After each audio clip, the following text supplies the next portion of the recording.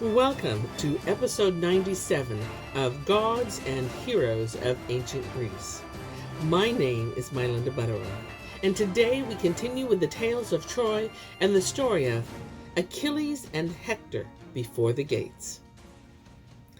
On a high tower of his city stood King Priam and looked down on the mighty son of Peleus, driving the fleeing Trojans before him, and neither god nor mortal to halt his progress.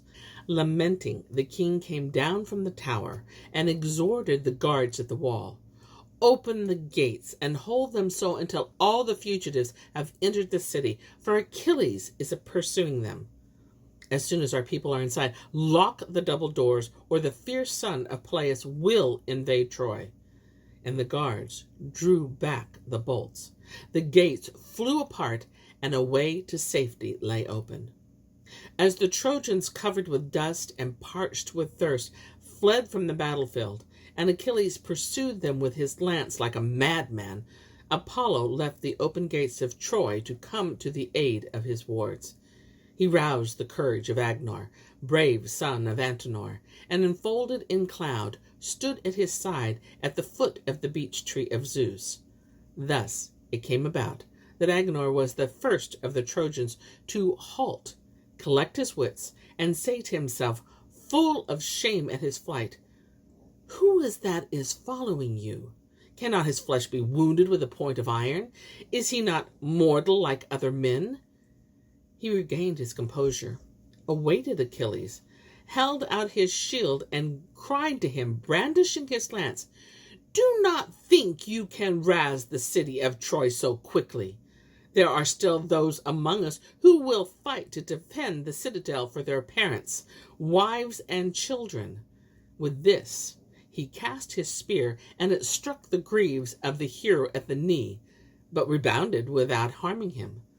And now Achilles threw himself on his assailant, but Apollo carried Agenor off into a veil of mist, and by a ruse kept Achilles from pursuing him. For the god assumed the shape of Agenor, and ran through a field of barley towards the river Scamander. Achilles flew after him, hoping at every step to overtake him.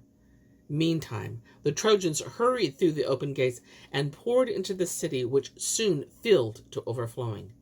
No one waited for the other. No one turned to see who was saved or who was fallen. Each rejoiced in safety behind the firmly built walls.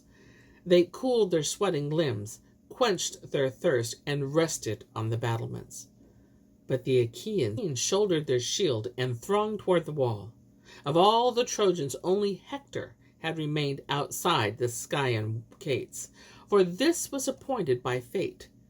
Achilles was still pursuing Apollo, whom he took for Agenor, until suddenly the god halted, turned, and said in his divine voice, "Why do you dog me so stubbornly, son of Peleus, and allow me to make you forget to go after the Trojans? You thought you were chasing a mortal, but you are running after a god whom you can never slay." At that, the scales fell from the eyes of Achilles. He was vexed and cried, "Cruel and tricking god! So you have lured me away from the wall.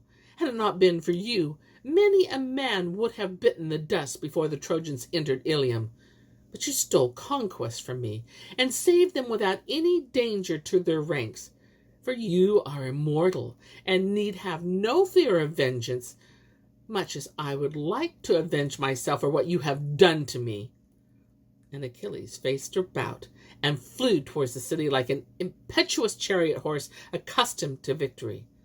The first to see him was aged Priam, who had again ascended his lookout in the tower, and he saw him blaze forth just as the dog star, bringing draught glitters in the night sky, foretelling a poor harvest to the farmer. The old man was standing outside the Scaean gates, waiting for the son of Peleus. "Hector, will you recklessly deliver yourself into the very hands of this murderer who has already robbed me of so many of my children? Come into the city and defend the men and women of Troy. Do not increase the glory of Achilles by letting him add your death, the tale of his numberless victims. Have pity on me, your old father, while I still breathe, for Zeus has condemned me to loiter long on the uttermost rim of old age, and suffer intolerable grief. Must I see my sons slain, my daughters torn from me and made captive, the halls of my palace plundered, young children hurled to the ground, the wives of my sons carried off? In the end, I too will be laid low by a spear or a lance, laid low at the very door of my palace, and the very dogs I have reared will mangle my flesh and lap my blood. So the old man called from the tower and tore his white hair. Hecuba appeared at his side, and she too wept and cried, "Hector, remember that I fed you at my breast. Have pity on me. Drive off that dread hero from behind the wall, but do not meet him in front of the gates, for that would be madness." But neither the tears nor the entreaties of his parents could turn Hector from his purpose. Motionlessly he waited for Achilles, and said to himself, "There was a time when I ought to have retreated.